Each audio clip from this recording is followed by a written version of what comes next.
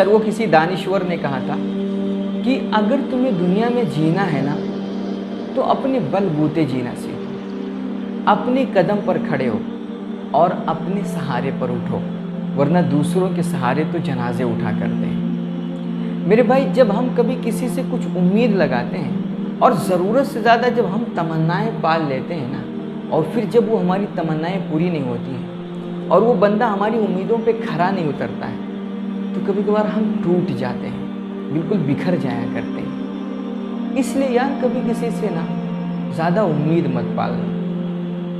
وہ کہتے ہیں کہ ایک بادشاہ تھا، وہ ایک دفعہ اپنے لاہو لشکر کے ساتھ نا سفر سے واپس آ رہا تھا۔ نہایت سخت سردی کا زمانہ تھا اور وہ ٹھنڈی ہواؤں کے جھونکے نا لوگوں کے بدن میں سرایت کر رہے تھے۔ وہ لوگ تھر تھر کانپ رہے تھے، بالکل ٹھٹھرے جا رہے تھے۔ بادشاہ کی بھی حالت دیگر گوں تھی، وہ بھی بالکل اس کے بھی ہاتھ پیر جم رہے تھے اور وہ اس کے بدن پہ بالکل لرزہ اور کپکپی طاری تھی۔ کہتے ہیں ٹھنڈک کی وجہ سے وہ بہت پریشان ہوا اور وہ جلدی جلدی بادشاہ اپنے محل کی طرف بڑھنے لگا۔ تھوڑی دیر کے بعد وہ اپنے محل کے قریب پہنچ گیا۔ جب محل کے قریب پہنچا نا تو دیکھا محل کے دروازے پر ایک چوکیدار بیٹھا ہوا ہے، بالکل دبلا پتلا سا بیچارہ، اور باریک سا کپڑا ہے عام سا، اسی میں وہ جو ہے پہن کر کے چوکیداری کر رہا ہے۔ بادشاہ کو اس کی حالت دیکھ کر کے نا اس پر بڑا رحم آیا، چونکہ بادشاہ بھی چونکہ وہ سرد لہروں سے لڑ چکا تھا اور یہ اس ٹھنڈی کا اس کو احساس ہو چکا تھا، تو اس کو بڑا رحم آیا۔ تو بادشاہ نے اس چوکیدار کو مخاطب کر کے کہا کہ ٹھہرو تم ذرا، میں اندر جاتا ہوں محل میں اور پھر میں تمہارے گرم کپڑے اور موٹے سے لحاف کا انتظام کرتا ہوں تاکہ تم جو ہے آسانی کے ساتھ یہاں رات میں چوکیداری کر سکو۔ بادشاہ اتنا کہہ کر کے محل میں چلا گیا۔ اب یہ بیچارہ چوکیدار جو بھی سائیڈ میں ایک کنارے چپکے سے سکڑ کر کے بیٹھا ہوا تھا، اب اس کو چونکہ بادشاہ سے ایک امید لگ گئی نا کہ یہ میرے کپڑے کا اور میرے موٹے لحاف کا، گرم لحاف کا انتظام کرے گا، تو یہ بیچارہ اسی موٹے کپڑے اور لحاف کے انتظار میں اٹھ کر کے نا ادھر ادھر ٹہلنے لگا، اس امید میں کہ اب آئیں گے اب آئیں گے اب آئیں گے۔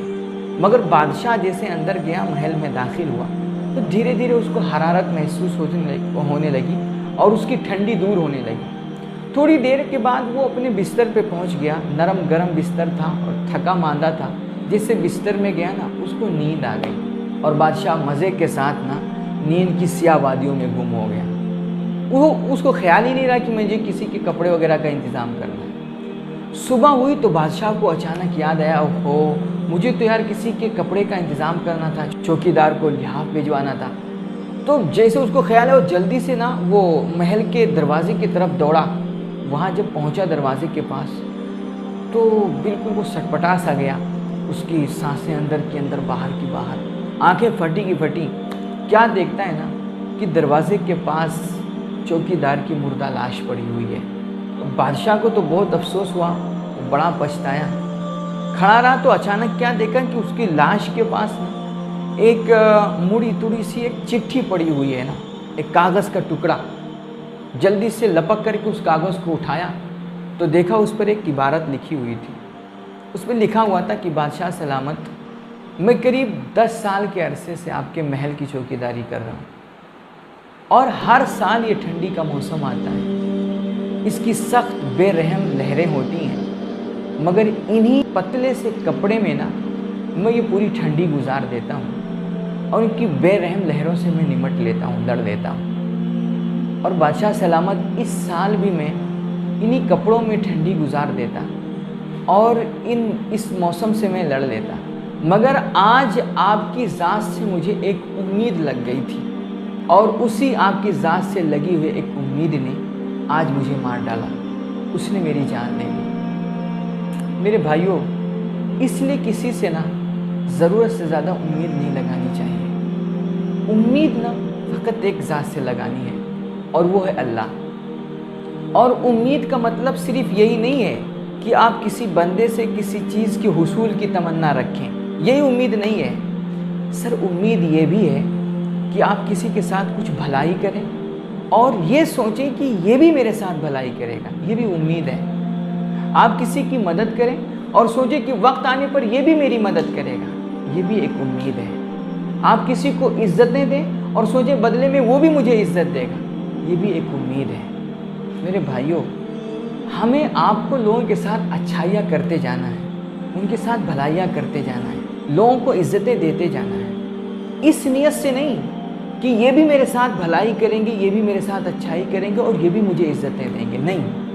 हमारा काम है लोगों को इज्जत देना, उनके साथ अच्छाइयाँ करना, भलाइयाँ करना, मदद करना। रही बात हमारी ना, तो हमें इज्जतें देने वाला हमारा अल्लाह है। हमारी इन अच्छाइयों और भलाइयों का बदला ना हमें हमारा रब देगा। ये दुनिया वाले हमारी अच्छाइयों और भलाइयों का बदला हमें नहीं दे सकते।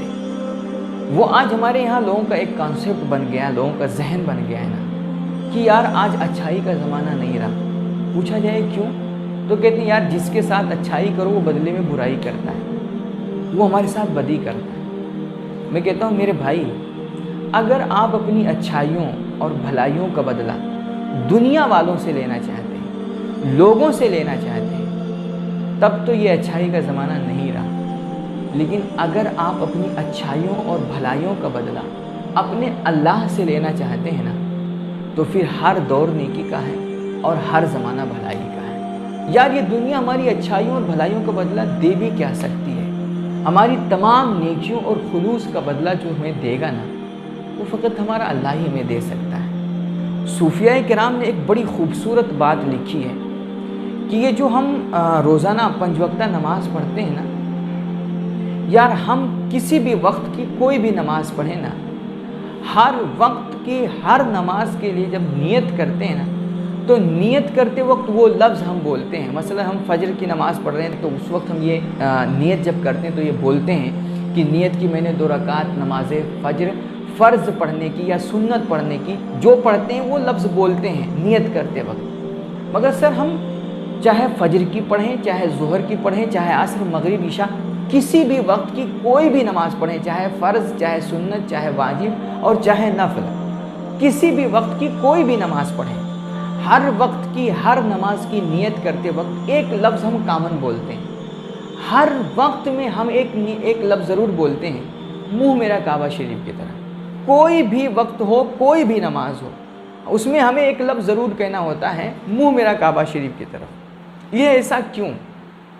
तो सूफिया फरमाते हैं कि दरअसल हर वक्त की हर नमाज में बार बार बंदे से ये लफ्ज़ कहलवा करके ना, मुँह मेरा काबा शरीफ की तरफ, मुँह मेरा काबा शरीफ की तरफ, मुँह मेरा काबा शरीफ की तरफ, ये बार बार ये लफ्ज़ कहलवा करके ना बंदे को प्रैक्टिकल ये ज़हनी तरबियत दी जा रही होती है कि भाई कुछ भी हो जाए ना, तुम मुँह हमेशा रब्बे काबा की तरफ ही रखना। तुम कोई भी अमल करना, कोई भी नेकी करना, कोई भी अच्छाई करना और दुनिया में कोई भी भलाई करना, तुम उसके बदले के लिए ना मुँह हमेशा रब्बे काबा की तरफ ही रखना। ये दुनिया तुम्हारी अच्छाइयों और भलाइयों का बदला कभी नहीं दे सकती। तुम्हारी अच्छाइयों और भलाइयों का बदला अगर कोई देगा हकीकत में, तो वो फ़कत अल्लाह ही देगा। उसके अलावा तुम दिल में कोई तमन्ना लेकर के, कोई उम्मीद लेकर के ना दुनिया की तरफ रुख मत करना। तुम्हारी तमाम उम्मीदें और तमन्नाएं पूरी करने वाली ज़ात सिर्फ़ एक है, और वो है रब्बे काबा की ज़ात, वो है अल्लाह की ज़ात।